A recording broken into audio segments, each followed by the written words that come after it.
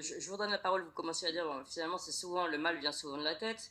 Il y a aussi cet angle qu'a abordé le professeur Christian Ferron concernant la politique, c'est-à-dire qu'ici, d'ailleurs, est-ce que vous serez, puisque là, votre travail se fait au Parlement européen à partir de demain et après-demain, avec des députés notamment, mais est-ce que pour autant, aujourd'hui, vous allez travailler avec des politiques ou est-ce que vous souhaitez rester apolitique? Comment ça va fonctionner? Et j'imagine que face à tout ça et face au constat, on s'est dit aussi que c'est une volonté politique aujourd'hui de ne pas redonner la place à la santé telle qu'elle devrait être.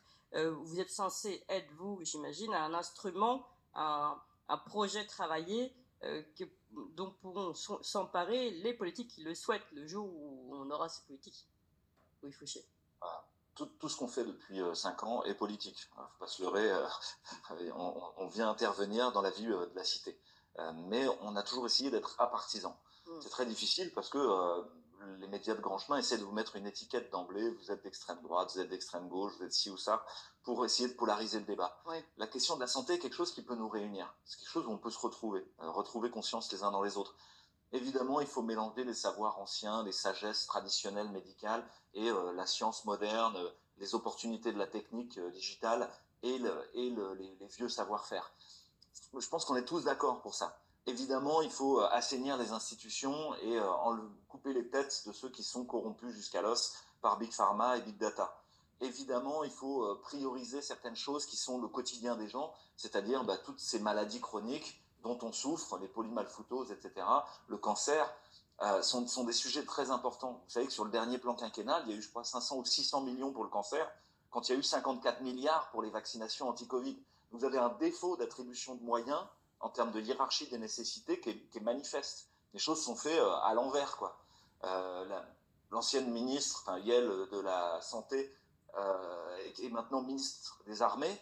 Ça vous dit plein de choses. C'est au fond, il y a une militarisation, les Américains disent weaponization, une utilisation de la santé pour des questions militaires. L'ensemble des citoyens ne sont pas d'accord avec ça.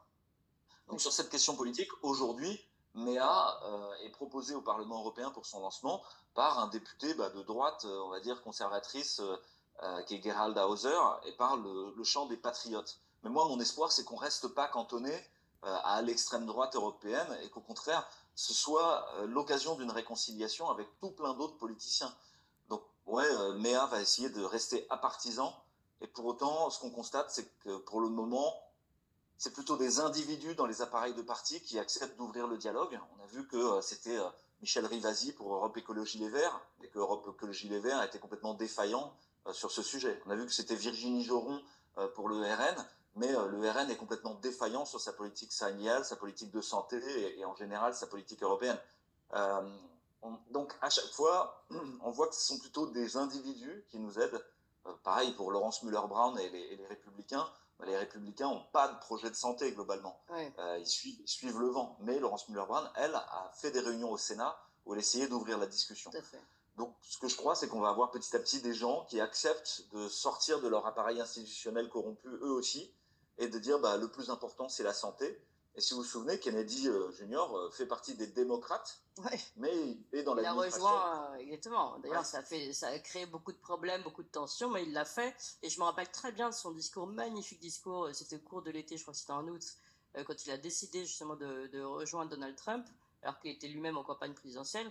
Il a dit, cela fait plusieurs jours que je ne dors pas, que je me pose cette question. Mais je crois qu'il dit même qu'il a prié, etc., que pour l'intérêt supérieur, il a décidé de faire ce choix.